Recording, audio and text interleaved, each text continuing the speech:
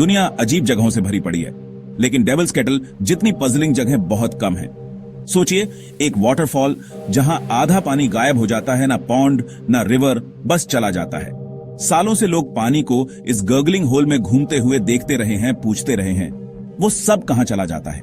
Devils kettle तब तक ordinary दिखता है जब तक आप स्प्लिट को नोटिस नहीं करते। एक तरफ क्लिफ से नीचे गिरता है, दूसरी तरफ एक गहरे अंधेरे पिट में गिर जाता है। इस होल में जाने वाला पानी फिर कभी सरफेस पर नहीं दिखता।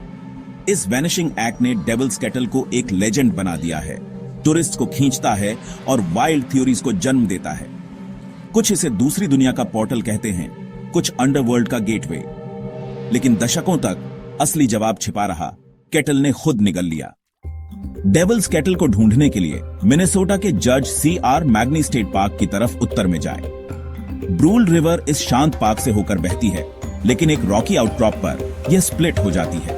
एक स्ट्रीम नॉर्मल वाटरफॉल पाथ को फॉलो करती है, दूसरी बाईं ओर मुड़ती है और एक बड़े घूमते हुए होल केटल में गिर जाती है। यह बॉटमलेस और मिस्टीरियस दिखता है, एक ग्लेशियल पॉटहोल जो हजारों सालों में बना है। क्या इसे यूनिक बनाता है? पानी बिना किसी ऑब्वियस आउटलेट के गायब हो जाता है। विजिटर्स इसे देखने के लिए मीलों हाइक करते हैं। अनसॉल्व्ड पजल उन्हें खींचता है।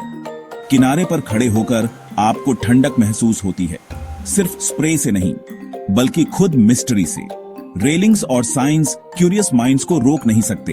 डेविल्स केटल उन लोगों को ल्यूर करता है जो रियल लाइफ रिडल चाहते हैं। सालों तक लोगों ने केटल का रहस्य सुलझाने की कोशिश की, उसमें चीजें फेंककर, पिंग पोंग बॉल, स्टिक्स, यहां तक कि जीपीएस ट्रैकर्स भी। हर आइटम गायब हो गया, कभी डाउनस्ट्रीम सरफेस पर नहीं आया।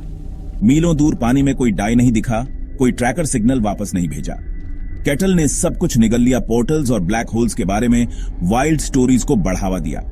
कुछ ने सीक्रेट केव्स की कल्पना की या अंडरग्राउंड लेक्स की। इस बात से कि कुछ भी वापस नहीं आया, मिस्ट्री और गहरी हो गई।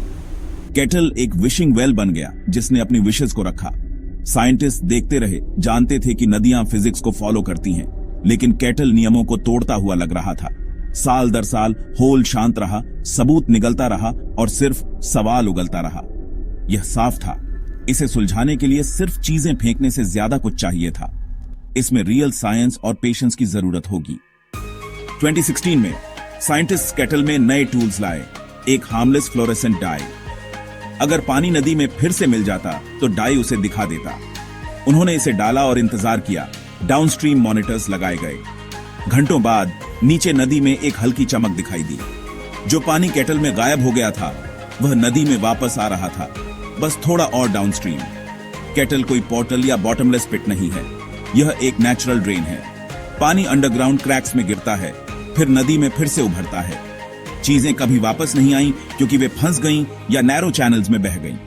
मिस्ट्री आखिरकार समझाई गई, डाई, डेटा और थोड़ी पेशेंस की वजह से। लेकिन क्या कहानी सच में खत्म हो गई है?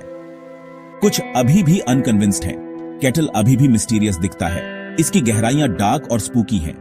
साइंस कहता है कि यह एक अंडरग्राउंड रिवर सिस्टम का हिस्सा है, लेकिन हर सवाल का जवाब नहीं मिला है। हर वस्तु वापस नहीं आती और हर मिस्ट्री का नीट एंडिंग नहीं होता। डेविल्स केटल हमें याद दिलाता है, कुछ पजल सुलझाए जा सकते हैं, कुछ अपने सीक्रेट्स को पकड़े रहते हैं।